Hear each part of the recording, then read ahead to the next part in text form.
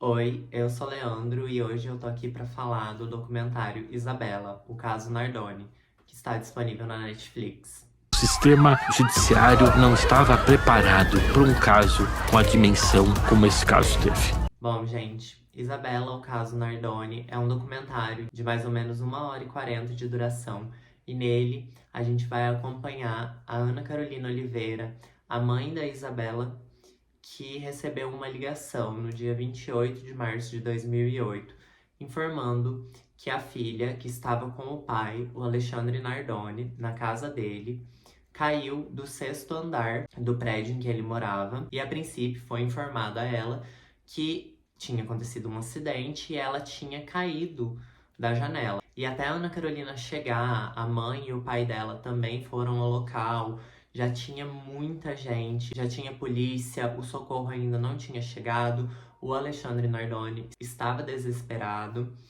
e o síndico do prédio já estava lá, o porteiro estava lá e o tempo todo o Alexandre Nardoni repetia que tinha acontecido um acidente, que uma pessoa tinha entrado no apartamento dele, que roubou alguns itens de valor de dentro do apartamento e jogou a menina para fora da janela. Aqui a gente entra num ponto que todas as janelas do apartamento eram teladas. Então, para que a menina caísse, a tela foi cortada. E isso já começou a levantar suspeitas na polícia assim que eles chegaram ao local. Porque não é comum que um assaltante invada um prédio, assalte, assassine uma criança, né? Jogue ela pela janela e saia do prédio sem ninguém ver. E principalmente sem ter sinais de arrombamento na porta e sem ter algum tipo de luta corporal. Porque se o Alexandre realmente encontrou com esse suposto assaltante, o que se espera de um pai é que ele defenda os filhos. O Alexandre alega que ele tinha saído do apartamento com a sua esposa atual, que se chama Ana Carolina Jatobá. Sim, a mãe e a madrasta da Isabela têm o mesmo nome. E eles tinham ido buscar os outros filhos do casal que estavam no carro. A gente precisa entender que esse crime foi um crime que chocou o país inteiro. Em 2008, o Alexandre vinha de uma família muito rica, então eles tinham uma condição muito boa. E a Ana Carolina Jatobá, que era sua esposa, ela não tinha um relacionamento tão bom com a Ana Carolina Oliveira, que é a mãe da Isabela, mas elas conviviam. A Isabela sempre frequentava a casa do pai e eles já tinham tido problema durante o divórcio, mas o clima que é passado pra gente é que eles tinham os problemas como pais divorciados, mas nada que justifique o que aconteceu depois da noite do dia 28. É um documentário um pouco pesado, mas eu esperava que ele fosse mais forte, que ele fosse mais incisivo. Eu preciso ressaltar aqui que nem a família Nardoni e nem a família Jatobá quiseram gravar entrevistas para o documentário. Então a gente tem muito da perspectiva da Ana Carolina Oliveira e da sua família, e a gente também tem a perspectiva das pessoas que trabalharam no caso. Então, a delegada de polícia que investigou, os criminólogos, a gente tem o advogado da família Nardoni, mas a gente não tem a perspectiva dessas duas outras famílias. O documentário, ele também não faz questão de apontar muitos culpados.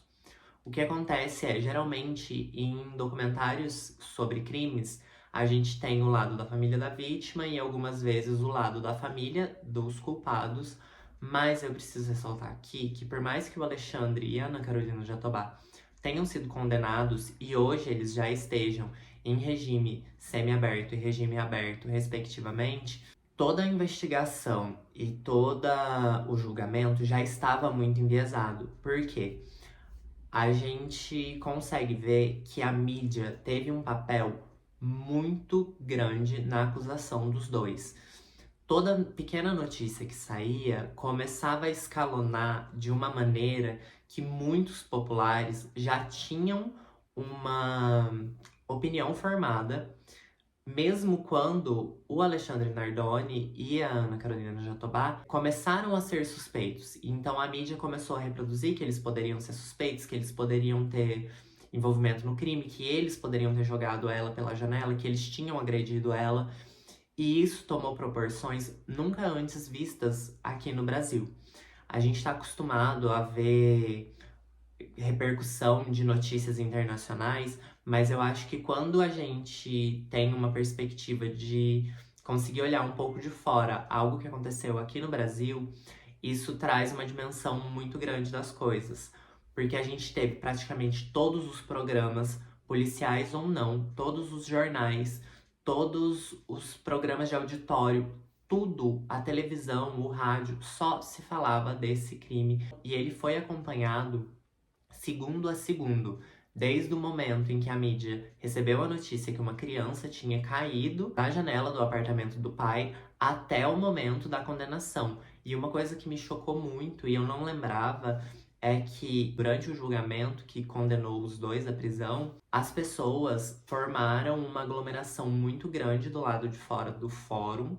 Tudo foi muito espetacularizado e me deixou muito triste ver o avô da Isabela falando que dentro do fórum eles conseguiam escutar as pessoas comemorando e soltando fogos e gritando e aplaudindo. E parecia uma final de Copa do Mundo, o lado de fora do fórum.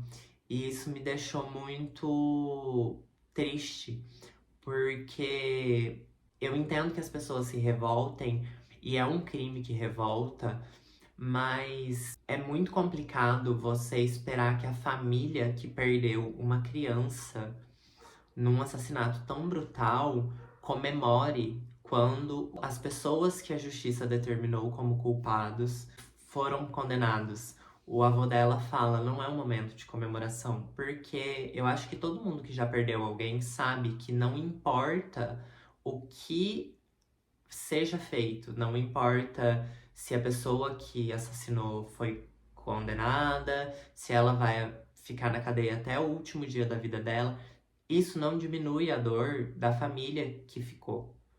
Isso não vai trazer a pessoa que foi assassinada de volta.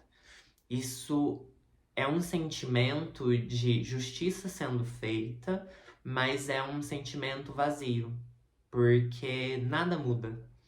E eu acho que foi a parte que mais me emocionou durante o documentário, porque ele perde muito tempo mostrando os dois lados e principalmente os conflitos que existiam entre acusação e defesa, a acusação tentando provar de todos os jeitos e maneiras e usando todo o arsenal que ela tinha de provas, mas também o fato da mídia já ter condenado os dois a favor deles e a defesa muito revoltada que provas inconsistentes foram usadas durante o julgamento dos dois. De maneira nenhuma eu acho que a decisão da justiça foi equivocada. Eu não tenho conhecimento legal suficiente para julgar um caso como esse, mas com tudo que a gente tem de provas que são apresentadas pra gente durante o documentário, pra mim, eu, Leandro, não consigo acreditar na versão dos acusados. Pra mim é claro que houve sim um desentendimento ali dentro daquele apartamento, até porque o corpo da Isabela apresentava sinais de asfixia. E é muito triste ver toda a parte legista deles explicando que ela ainda estava com vida quando ela caiu. E o sofrimento e desespero da mãe da Isabela, essa parte é muito triste, mas o que me deixou mais tocado foi o depoimento final do avô dela, porque eu acho que mexeu muito comigo. Eu tenho uma dimensão da sensação de você perder alguém para um crime e saber que não importa o que a justiça determine, nada vai suprir a necessidade e a falta daquela pessoa que se foi. Então é um documentário pesado, eu acho que é um documentário que tem muito gatilho, principalmente para mães, porque é muito difícil ver a Ana Carolina ali falando, mas ao mesmo tempo é muito reconfortante saber que ela pôde, depois de tudo que ela passou, além da perda da filha, mas ter toda a sua vida revirada e exposta para o país inteiro ver, saber que ela conheceu outra pessoa e que ela conseguiu seguir a vida dela e que ela conseguiu ser mãe de novo. e que, de alguma maneira, ela conseguiu seguir em frente. Como eu sempre digo, eu não vejo sentido em dar nota para documentários. Eu acho que eles são peças que mostram um ponto de vista de algo que aconteceu, então a história humana não tem como ser classificada em melhor ou pior, mas eu acho que o documentário peca um pouco quando ele abre para outras teorias e outras explicações, principalmente explicações um tanto quanto absurdas que a defesa tenta fazer a gente comprar.